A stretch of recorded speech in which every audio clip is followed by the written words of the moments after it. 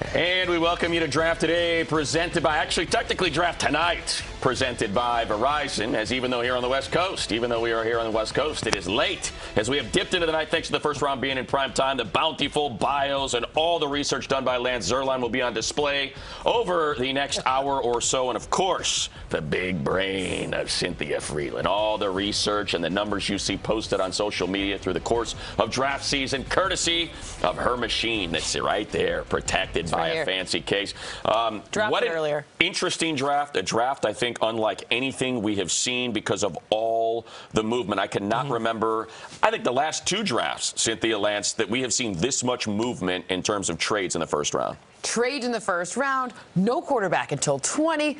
It was wild. Yeah. I want more. I'm buckle up. I think we're in for a really fun 3 full days. Record trades in the first round. This is the most we've ever seen in the first round. Yeah, and it all started with number 1. There was no trade there, but as the Jaguars were on the clock, they got things started.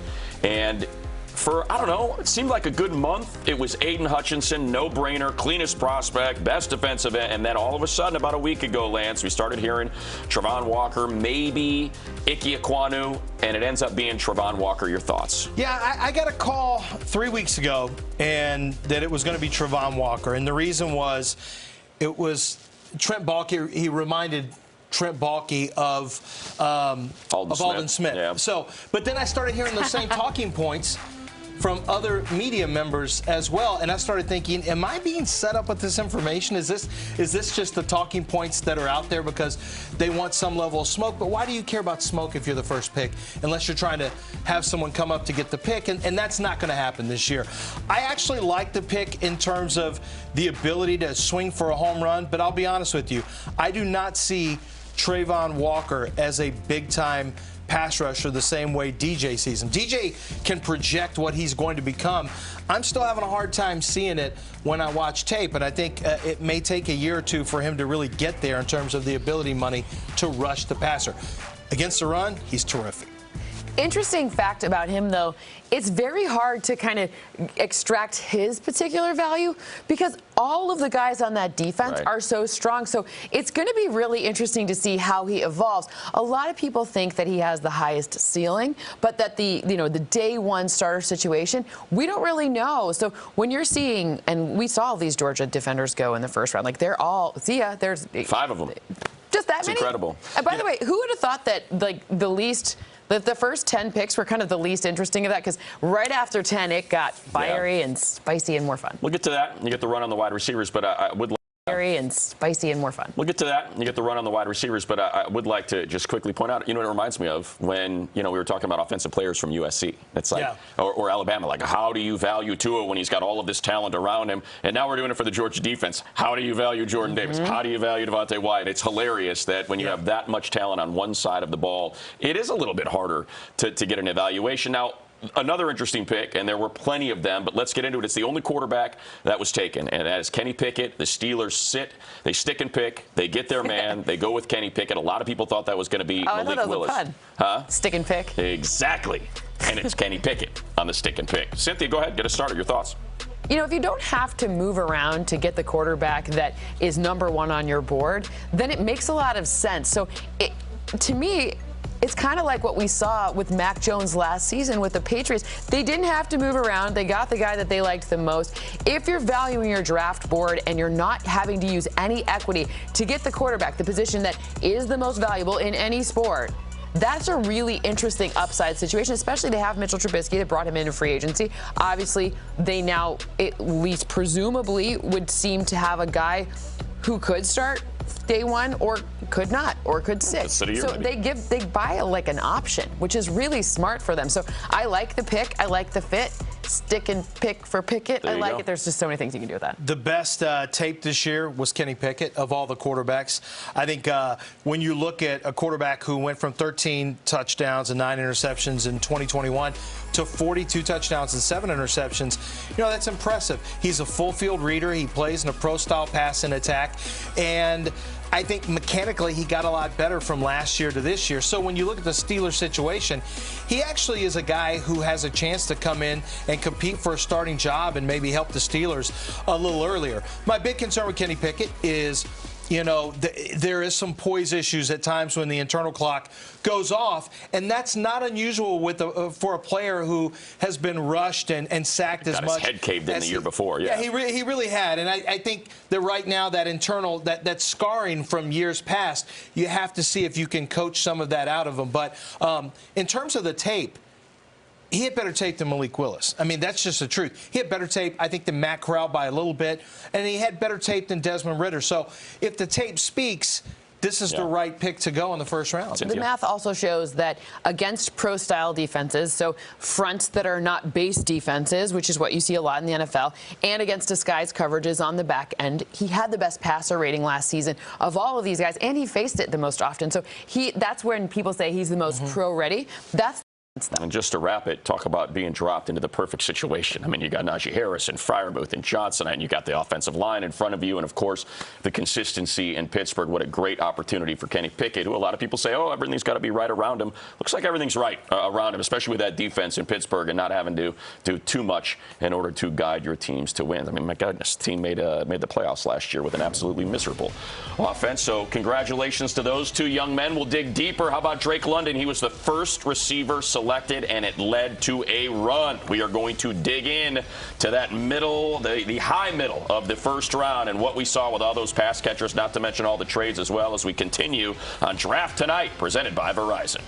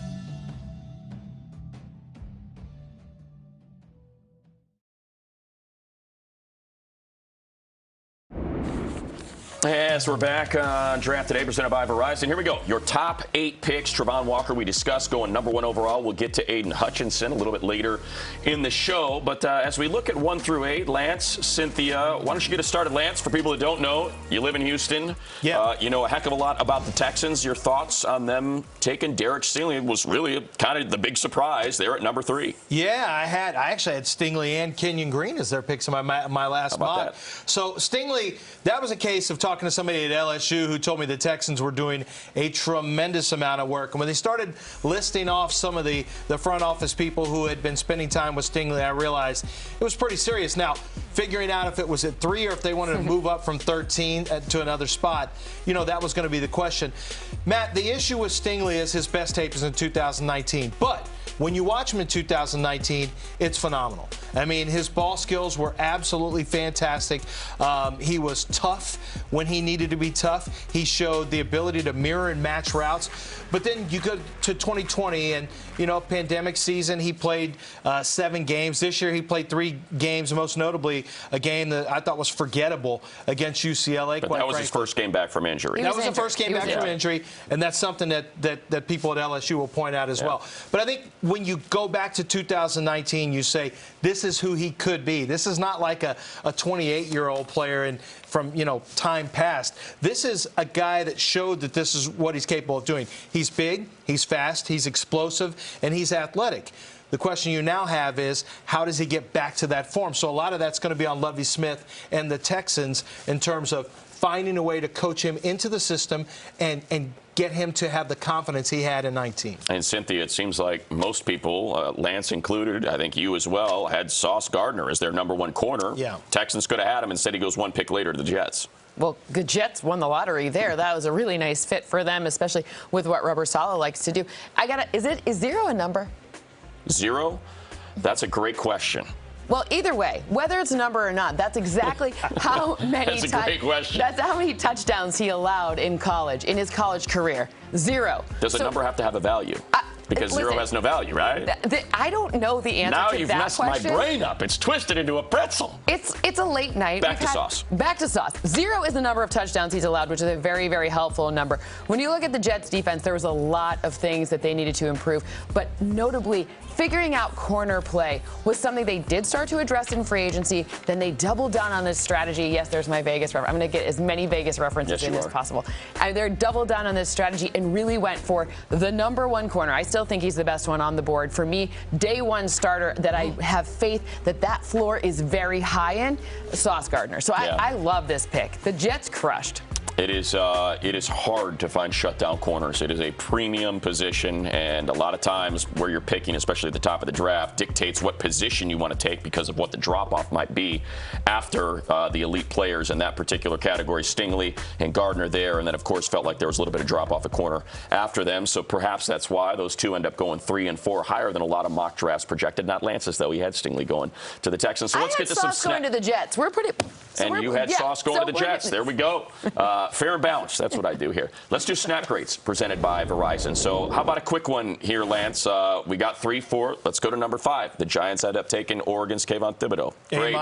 Yeah, A-. A-. Yeah, the only thing I would pick it at a little bit would be... What if I told you no minus, no plus? Is it an A or a B? It's an A. Ooh. It's an A. Okay. Well, I've got to stay true to what my grade was on it. I thought maybe they could have gotten Thibodeau at number 7 and taken the center at 5, but who really cares? They got not the center, but the offensive lineman.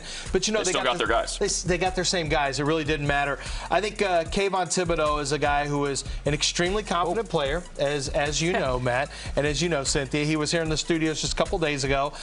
He felt very strongly he'd be going between 2 and 4. There were rumors around league circles that if Hutch had gone 1, Thibodeau was going to go 2 to the Lions. So, I mean, it's a talented player. His best football is ahead of him. He knows how to rush a passer. He's a cerebral player. What he's going to have to do, though, is take all the talk and all the things that he knows about rushing a passer and implement them on a regular basis. He needs to play past blockers more effectively and more efficiently. But he's got an explosive get-off, a really tremendous takeoff. He is extremely powerful with the long arm, bull-rushing moves. And I think when you look at what the Giants needed, they addressed at 5 and 7, but most notably with that A pick in Kayvon Thibodeau, a guy that can get off the edge quickly and attack the pocket. And that's what he does on occasion, but he has the ability to do it on a regular basis. And that's what the Giants have to coach out. If there's any buts in my assignment that I turn in to my professor, I'm not getting an A. They're like, hey, this is great. You wouldn't let me give him a minus. I wasn't allowed to give minuses. I'd get a B. Cynthia? I liked his bedazzled suit, and I really do trust Joe Schoen in terms of evaluating pass rushers. Coming from the Bills, I think that Thibodeau was a very polarizing player, and his seemed to be the most. He did, at least at that position, for these premier guys. And I'm going to trust Joe Schoen on this one because he did have that pedigree from the Bills, learning how to evaluate this type of position. So I may not love it. I would have given it probably a B. Okay, well, you know what? I'm going to give you a chance to give a grade. How about this Snap Grades presented by Verizon? I want a grade on the Falcons' number 8 selection of Drake London. I'm giving it a B. Oh. I know. Look, I talked to Terry Fontenot. He liked him. This was their number 1 pick. That's who's number 1 on their board. This is why we all have different boards. For me, the Drake London pick and the pairing, obviously they want tall guys who can catch I love balls, it. right? I think that's what their tight end situation is. I had a little bit higher rating on guys like Garrett Wilson. I think that the route running precision that he had would have been a nice complement to what they already have and what they picked last year. But again, Arthur Smith, he knows what he wants. They know what they're looking for in this position. I like Drake London. I think that obviously the big body does actually help forecast for contested catches being something that he can come down with. We saw that on his film. So a B is a good grade, but your girl's a hard grader. C's average, not B. C's are average. Stinking math people. They always got to make things so hard. Giant catch radius for Marcus Mariota. Just a quick 10 seconds, Lance, on what your thoughts are. Yeah, you know, my grade's a little lower. I've got what would amount to a second-round grade on him, but I love the catch rate. I just don't know if he can separate. I know he's not going to be a fast player. I want to see if he can separate. People make it sound like it's easy money to be the next Larry Fitzgerald or DeAndre Hopkins, and it's not. There's not many of those guys, and I know people want Drake London to be that. I'm just not sure that's who he is. Well, I lied. Prior to our last break, I mentioned that we were going to dig deep into this run on wide receivers. Instead, we do snap grades, but when we return, yes, we will get to it. London was the first. We'll get to the rest. They immediately followed and caused a flurry of trades and veteran receivers to move from one franchise to another. It was a ridiculous number 8 through number 15. We'll get to it on Draft Today, presented by Verizon, next.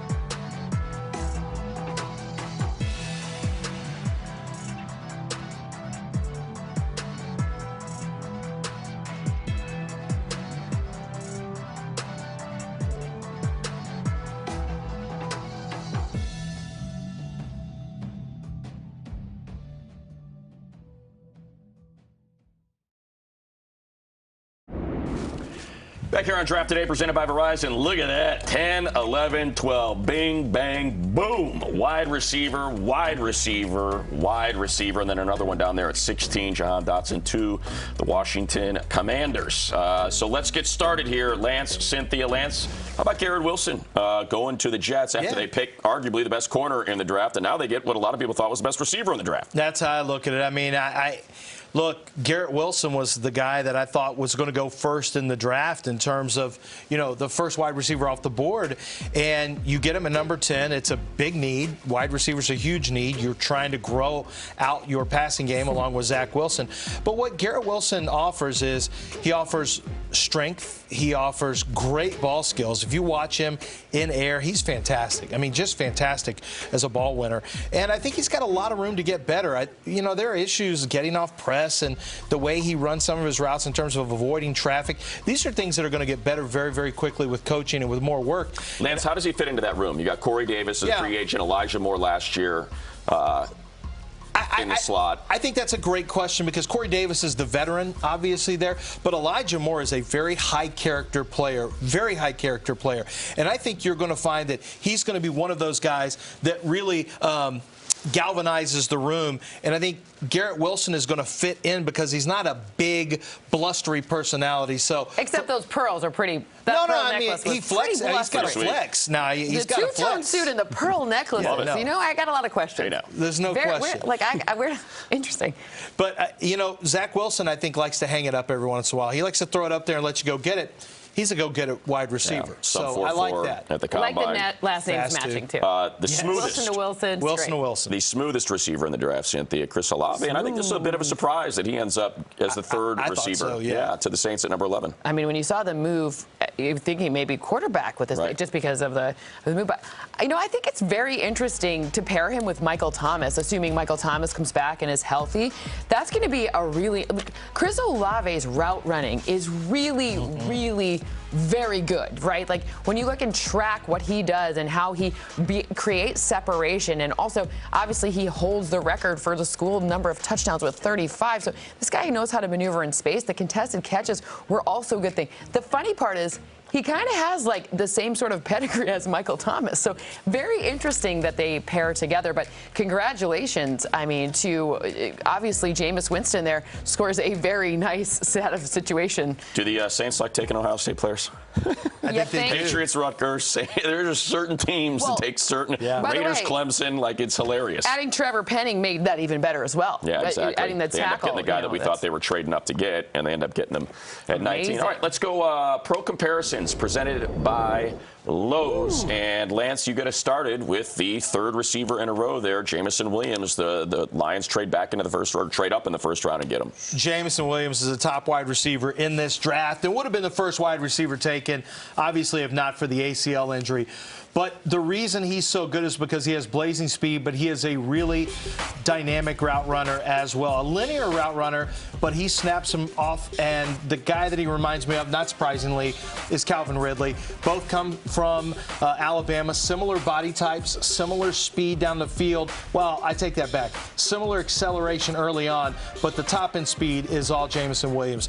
He has terrific top-end speed. But, you see the spindly frame and you think, oh, these guys aren't big. But Nick Saban has decided to, he's decided we're going smaller wide receiver, but we're going faster. And it's worked out great at Alabama. And I looked at Jameson Williams. I watched some of the tape at Ohio State, and you could see the talent, but it just never materialized into a lot of production. He went to Alabama and looked just like, Jerry Jeudy. He looked like Calvin Ridley. But the Ridley comparison to me makes the most sense because Ridley has a way of getting open on the second and third levels with great tempo changes and subtle tempo changes, subtle directional change as well. That's the same thing Jameson has, only he has 1 year at Alabama, and Calvin Ridley had a lot more time to develop what he was doing. Can I do a quick cross of who he looks like to me? He's Will Fuller's body, but Terry McLaurin's accuracy. Yeah, Will Fuller was the cross of those Will two. Fuller's the other comp I have on him because I think he plays a lot like Fuller. With Terry McLaurin for me. Yeah, it's cartoon speed. I mean, there are certain, and this is in the SEC that you're watching. He didn't look super happy games, though. And he'll pull away, and other guys look like they're stuck in mud. 8 touchdowns of 50+. That's insane. It's incredible. All right, pro comparisons presented by Lowe's. Thank you, Lance. All right, as we move on. Why does it keep happening? Why does it keep happening? The Ravens somehow, some way, every single draft find a way to have a blue chip land right in their laps, and it happened again. This was a top 3, top 5 player on a lot of 1 through 150s. Now, you had him sliding, Lance, in your last mock draft. But the Ravens end up with just an exceptional player by sitting there at number 14. Yeah, and the reason he slid is because he didn't run fast. So he ran at the combine of 4.59. And that was a very fast track, as both of you know. That was historic speed numbers. So I'm surprised he ran again at his pro day. He decided to, and not surprisingly, he ran slower. And I think that really hurt his draft standing. I do know that some NFL people I talked to thought that a lot of us in the media were overestimating him as well. What I love about him is he's really terrific playing forward. He's 220 pounds with room to get even bigger. And he's a physical hitter, but he has the ability to cover tight ends, which is what I love. Now, he's not great flipping the hips and running backwards, but what I think you have to do with him, Cynthia, is the smart teams understand, let a player play to their strengths, and he's got plenty of strengths that you can scheme to. Ahead of the draft, he was my most likely to become an all-pro based on position. So, Samesies. Right, and so after this fit, he becomes even more or maybe faster on the fast track to all-pro. The funny part about him, the speed stuff, I don't care about his 40 time, none of that. The interesting part here is pair him with all of the different assets on that team. You could play with 1, 2, 3 safeties. Oh, good luck defending that. I mean, when you look at how modern quarterbacks are stopped, it's like scary types of zones, right? Yeah. How do you stop Joe Burrow?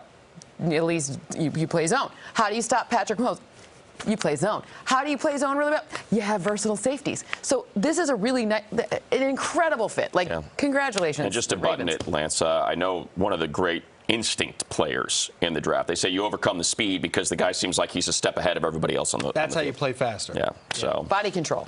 Congratulations, Ravens. You've done it again. And that's not the end of talking about the Ravens and which players are falling to them as they manage to just sit around and let things work out for them. There were trades. Not just draft picks, but incredible players on the move. We'll get into the A.J. Brown trade, Hollywood Brown as well. If your name was Brown, you were on the move. More Draft Today presented by Verizon next.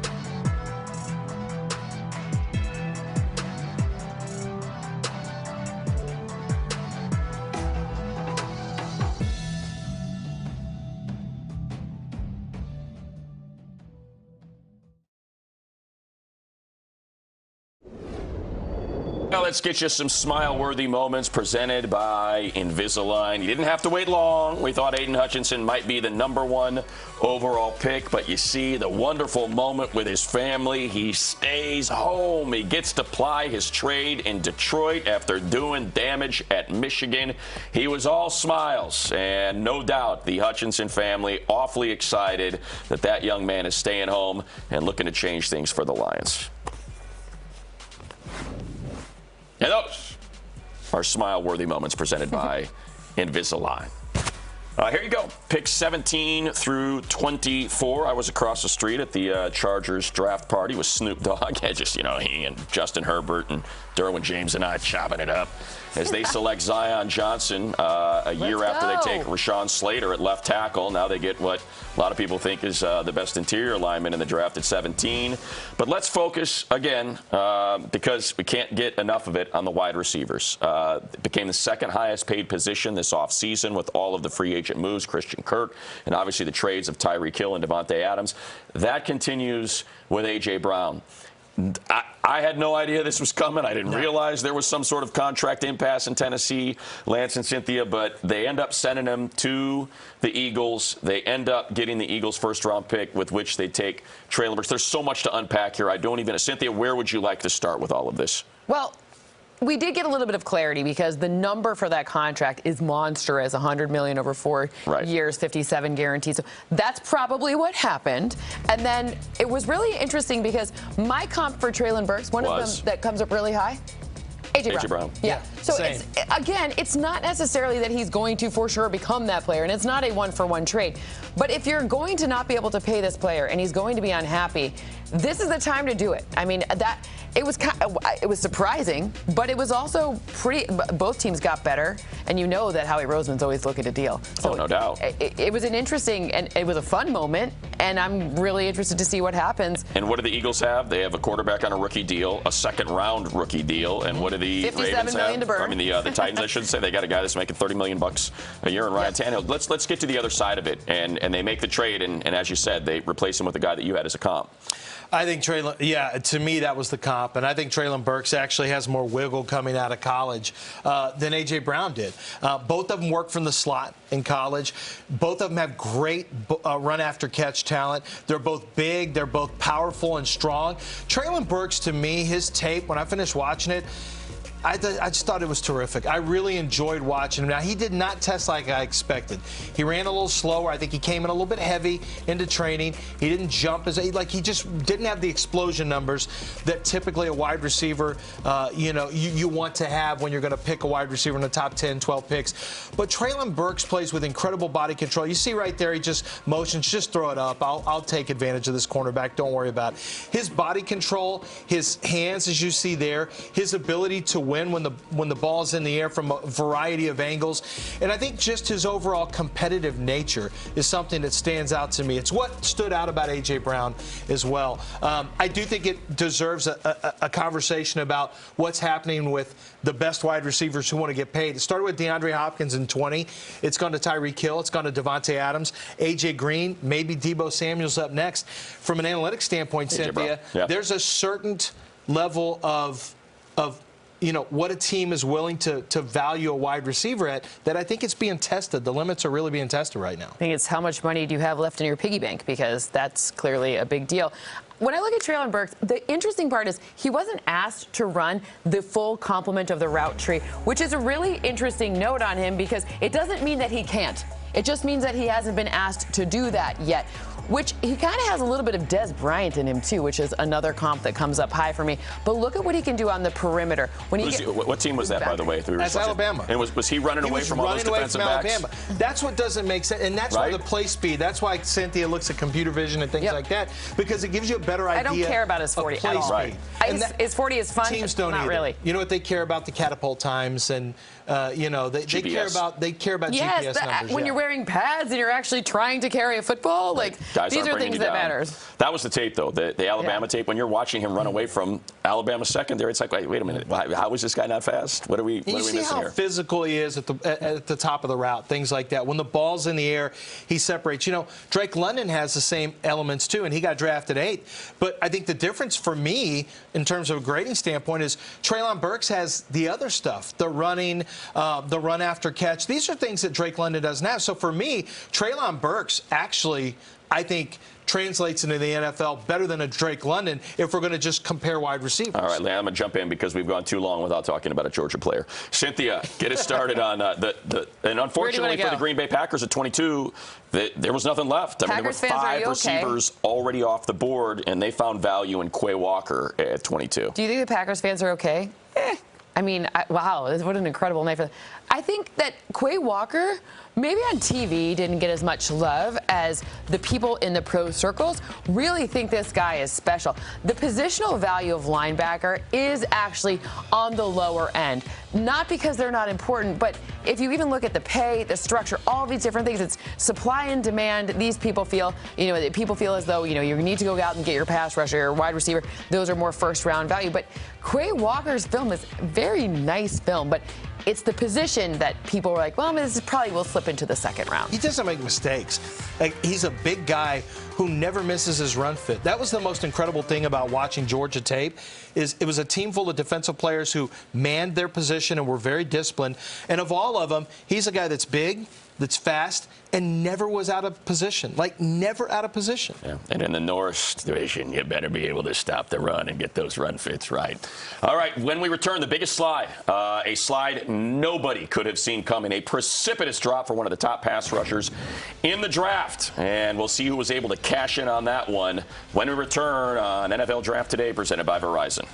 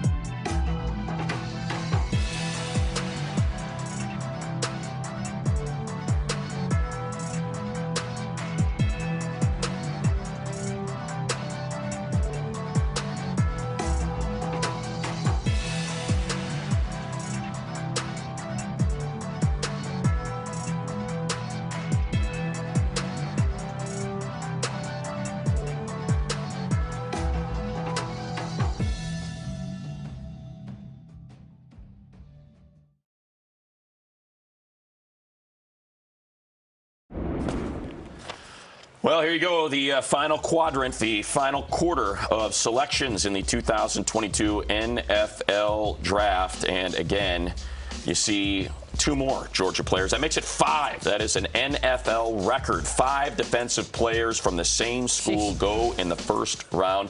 Let's focus on, you can argue 6, because Jermaine Johnson started at Georgia before he transferred to Florida State. How, Lance, does he slide to number 26? How did this happen? Do you want me to be honest about it? Yeah. No, we want you to lie, actually. It's personality-based. There were some teams that were rubbed the wrong way by Jermaine Johnson in some of the meetings and interviews. That's one of the things I heard. I know that one team inside the top 10 said they wouldn't take him because they just didn't like the vibe from talking to him. I know in my dealings with him, I thought he was great. I think he's a highly intelligent player. I don't think there's anything medically there. I know there's nothing football wrong with him. Like, it's not a matter of the media has overestimated him. I see what I see. I know he's a good football player. He's great against the run. He improved throughout the year as a pass rusher. What we saw from the Senior Bowl was drastically different than early in the season as a pass rusher. So it shows he's getting better. You know, sometimes guys they fall because a number of things come together. You know, a team that was targeting you gets another player, or they go in a different direction. That's like a quarterback. Or they trade out. Like, that doesn't happen with edge rushers. That's what's so weird about it. It doesn't typically happen. So if it was personality-driven, maybe this is something that makes him reassess. I just know the Jets got a really good football player. Right. Another really good football player. When I add together Sauce plus Garrett Wilson plus Jermaine Johnson, it's the biggest uptick in win share in any season. Is that right? The combined total is like 2.25 games. Quarterbacks aside, because that's just a different thing. Right. That's the biggest that I've seen in 10. I only had time to look through 10 seasons. So congratulations. I mean, that's just incredible. With first round, I mean, obviously we're projecting. I understand that. Of course, know. But, yeah, it's all a projection. No. It's what we do, and certainly getting him at 26 when most He was drafts, 17 for me. 17 overall. So 17th overall. A lot of mocks had him in the top 10. He was 12. I had him higher than Trayvon Walker. I had him higher than Trayvon Walker, too. Speaking of Walker, and speaking of University of Georgia defenders, the Packers did not take a wide receiver. They took a pair of defenders from the University of Georgia. But look, 5 receivers were gone by the time they drafted. So did they take Christian Watson out of North Carolina, out of North Dakota State? That's a reach. That's the thing. That's a reach. So, Cynthia, start us off. I mean, just your thoughts on them drafting value and players that were probably on their board as opposed to reaching for need. Bucky, are you watching?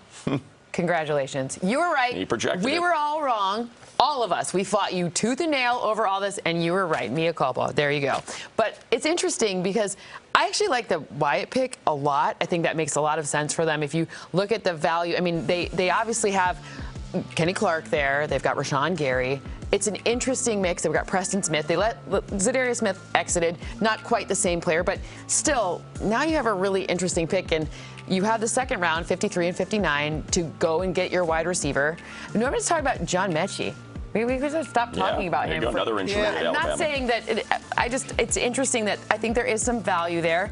You've got Aaron Rodgers, and he's going to make his wide receivers better, despite what all of us who are other NFC North fans want. He's still going to make that wide receiver better. There's a lot of good, interesting picks. Do you think Pickens could be there at 53? I think he could. You have to be okay with the character, but I think Pickens could fall all the way there. I think it's more likely he gets drafted before then because he's talented. So I think he goes before then. Christian Watson, look, I think they're going to have to trade up more than likely to get their hands on Christian Watson, Sky Moore. They could bundle those two. But they could, yeah. Sky Moore is obviously good, but I don't think Sky Moore is any. They like big receivers. But I do want to tell you about one guy that James Jones brought to my attention, former Packer wide receiver, and that's Tyquan Thornton. Tyquan Thornton was the fastest player at the Combine, running into 4.2s, and he said Aaron Rodgers needs speed. They've got Alan Lazard as a possession receiver, Amari Rodgers and Randall Cobb to work from the slot. They need a guy that can stretch the field.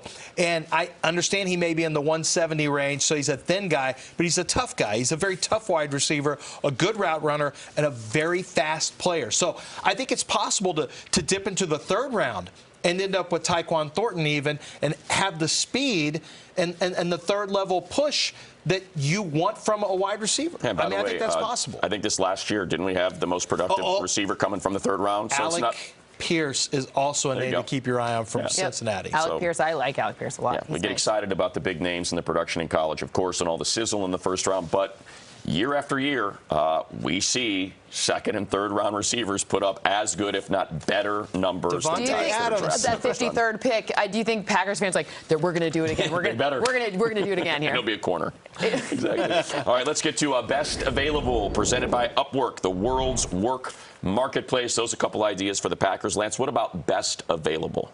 For me, it's Bernard Raymond. Also, Bernard Hyman, I guess. Hyman. Is the German. Hyman. Very good. Very good. He is a player that I like a lot. So how do you like this, Money? He was a tight end when the pandemic started. And then when he finished, he was a tackle. And he learned through watching videos on YouTube of offensive linemen. He'd send videos to his offensive line coach, Coach Cummings, and his line coach would send emails back with, with notes on what he needed to work on. He gained weight. He got bigger. He got stronger. He can play tackle. He can play guard. Short arm guy a little bit, so that's going to hurt him. It might be one of the reasons he's out of the first round. But he's only played tackle for 2 years, so the best is still yet to come. I mean, you go from Mount Pleasant. Let's go back to Ann Arbor for a second. David Ojabo's there. Now, I know he got hurt at his pro day, and we don't necessarily know how long that's going to take to come back. Might be a full redshirt year, but you're buying a future here. Right. This is a second. We're in the second round. This guy had such a talk about a guy who had an astronomical leap from year over year, figuring out this past season, and he had his defensive coordinator is now the defensive coordinator for the Ravens, so he had that kind of pro-style influence. Whoever wins it, that's a great pick right there. You're buying a future that has nothing but upside. No doubt. My guy, Matt Araiza. Let's go. I figure we get a punter in here. The punter. Somewhere. All right. That is Best Available, presented by Upwork, the world's work marketplace. When we return, which team had the best first round of the draft? We are each picking a squad when we return. Was it the Ravens? Was it the Lions? Was it the Jets? You'll find. Was it? Who knows? You'll have to stick around to find out. It's Draft Today, presented by Verizon.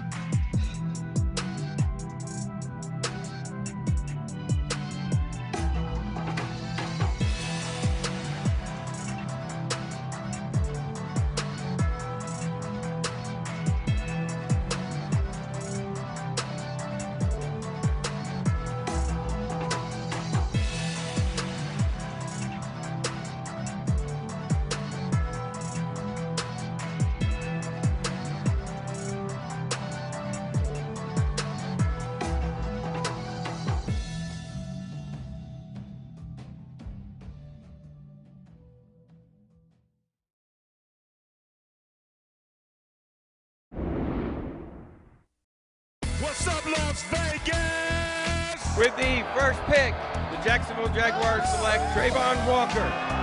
Linebacker, Georgia. The Detroit Lions select Aidan Hutchinson. Defensive end, Michigan. I'm happy I get to go back to Detroit, go back to Motor City. The Houston Texans select Derek Stingley Jr., LSU. The New York Jets select Sauce Gardner. I mean, the Jets fans know, man.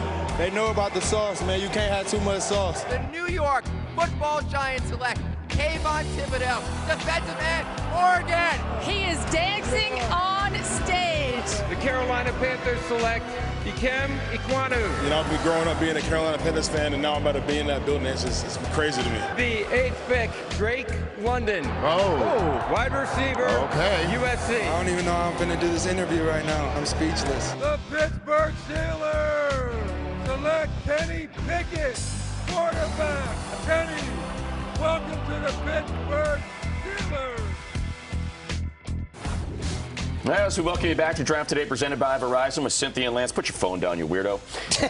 When we started, me. It wasn't me for once. When they started the evening, it's always Lance. It's always. He plays by his own rules. We had 8 teams with multiple first-round picks. At the end of the night, we ended up with 9 teams with multiple first-round picks because the Jaguars traded back into the first round. So get us started, Lance. Which team that had multiple picks do you think came out ahead of all the others? Well, I'm going to take a less traveled path. I know the real answer on this, but I'm going to go with Baltimore Ravens. How about that? Baltimore started with 1, right? Right. And then they turned it into 2, and then they turned it into the player that I had rated number 1 in this draft, Kyle Hamilton, and then they turned it into a player that I had in the top 10 in this draft, Tyler Linderbaum. And that was in a trade up into a spot is what they did. They traded into a spot, and they knew what they wanted to get. Several picks before number 23 came about. They actually moved back from 23, I think, to 25. Yeah. I thought Eric DeCosta was just masterful the way that he handled this draft. He got a great player in Kyle Hamilton because he let the draft come to him. Then he added a player who was the best center in this draft and a guy that I think is very special when it comes to unlocking a running game, especially an outside zone game. So I thought the way that Baltimore handled it, not Baltimore, the Ravens, the way they handled it and the way they were able to turn 1 pick into 2 great players was really just a stroke of genius by Eric DeCosta. And it cost them Hollywood Brown, of course. They traded Hollywood Brown to Arizona to get the number 23. They then trade back to 25. So Lamar Jackson may not like it via his Twitter feed, but Lance Erline does. So figure out which one you want to keep happy. Like for me, it's Lance. I got to sit in the room. He'll like having a center blocking for him. I promise you that. Cynthia. Well, I know you get to take yes, the Jets. Exactly. You get. I get to take the Jets. I already told you, highest value, 2.25 wins added. That is an insane value for a non-quarterback situation. When I look at what they did, the top 5 positions, you check me on this. Mm-hmm. Quarterback, pass rusher, left tackle, wide receiver, corner. You can mix those around just a little bit. Right. They got 3 of those. Yeah. In 1 draft. And they already have their quarterback. They got that quarterback last year. If I look to see Garrett Wilson, my number 1 wide receiver, Sauce Gardner, my number 1 corner, Jermaine Johnson, he was number 3 for me, I believe, pass rusher. So sure. 2 or 3, I can't even remember at this point because it's all running together. All of that in 1 round. That is incredible. We had heard rumors ahead of the draft that they were potentially trying to make a deal for Deebo Samuel. Yeah. There are some rumors that what the Niners were asking for was 2 number 1s, and they weren't able to get that. So look what they did instead. They just went and changed the whole complexion of their team in a really short amount of time. That is an excellent haul for them. Congratulations, Joe Douglas. This is really good. Really good stuff. All right, let's go from team-oriented to individuals. And we do new eras. Cap on the draft, presented by New Era. We don't put our hats on anymore. You know why? Because you stole them all. That's why, Lance. We had a good thing going, and you ruined it. No, you ruined it. You took like 7 of them. I had a small one. I put it on. It was a cowboy hat, and now that meme lives forever in Houston. You got a bucket head. I've got a cowboy head. It's a larger head. Yeah. Meanwhile, it runs in the family. Pebble head. All right, who's your favorite player? Cap on the draft. Cynthia, you're right in the middle. You're doing I'm going to go Trent McDuffie. I mean, my head's huge, actually. I absolutely loved what Brett Veach did here, moving up in the draft. You know, he wasn't just going to sit there with 2 picks at the back end of the first. They moved up, and they got the guy that I think is the stickiest cover corner in the draft, right there with Sauce, 1A, 1B. He can play man, he can play zone, he can play inside, he can play outside. He's athletic. He's very instinctive. And, Money, you watched a lot of Pac-12 football, a lot of West Coast football. I watched him in high school at Bosco. He was incredible. Chris Peterson recruits the same kind, or he did recruit the same kind of cornerbacks. They have to be physical. They are instinctive, they are twitchy, and they are highly competitive. And this might be the best of the bunch that I saw of all of them he recruited. I really love Trent McDuffie. I think he's going to be a quick starter and can play inside or outside early on. Cynthia? I mean, I'm just going to talk about the Ravens again here because Kyle Hamilton. Why not? It was I told you, the best player that I had, and they got him at 14. Yeah. That's an incredible situation. The fit The fit is incredible here. For a safety, typical rookie safety adds like something like 0.5 win shares, not a lot. This situation, the pairing, the opportunity to have those other defensive backs around him, notably Marlon Humphrey, who is just, he's a corner, but the combined effect of both of them is really impactful. The number for him is closer to 0.8, so like almost double what a normal safety would add. The safety position increasing in value because of the types of quarterbacks that are coming out of college. So not only is his versatility helpful for the Ravens in general, but also in this division with that guy Joe Burrow, who just came off a Super Bowl. And if you're going to make any sort of run in the AFC, good luck, because almost all the good quarterbacks are there. You got one that you know pretty well. They have a much harder time defending zones with lots of. They could play 3 safeties. All the safeties, just. Bring them on. Cynthia, I have finally been invited to the analyst party, and I'm going to do my best to fit in. I love what the Lions did in getting Jameson Williams because maybe he needs an entire redshirt year. We know the Lions are building to the future. This is not quite their year yet, so if you don't want Jameson Williams to play, you're good. Sit him out the entire year. But when you talk about a room of pass catchers that's got Hutchinson, that big body, heck of a pass-catching tight end, I love Amon-Ra St. Brown. Yes, I'm biased because he played high school ball right here in Southern California and dominated for those modern-day Monarchs, but I love adding this to the mix, that type of speed. What a great trio of pass catchers in Detroit. Whenever he's healthy, you can be patient. I absolutely love that they went that direction, knowing we don't need him right away. We're good. We are building something for the long term. And I thought it was brilliant that they traded back up to get him. This was the Lions Super Bowl. It's always draft day. Always. I'm a Lions fan. Always to get Aidan Hutchinson. So much hope. The best player in the draft and the best receiver. Let me have a little hope. All right, we'll give you 3, more days. 2. And that was Cap on the Draft presented by New Era. And this was Draft Today presented by Verizon. We're going to be back tomorrow immediately following the 3rd round. If Lance would keep his mouth shut on his other fancy show, we'll get started on time. So hopefully we'll see you immediately after the final pick of the 3rd round tomorrow on Draft Today.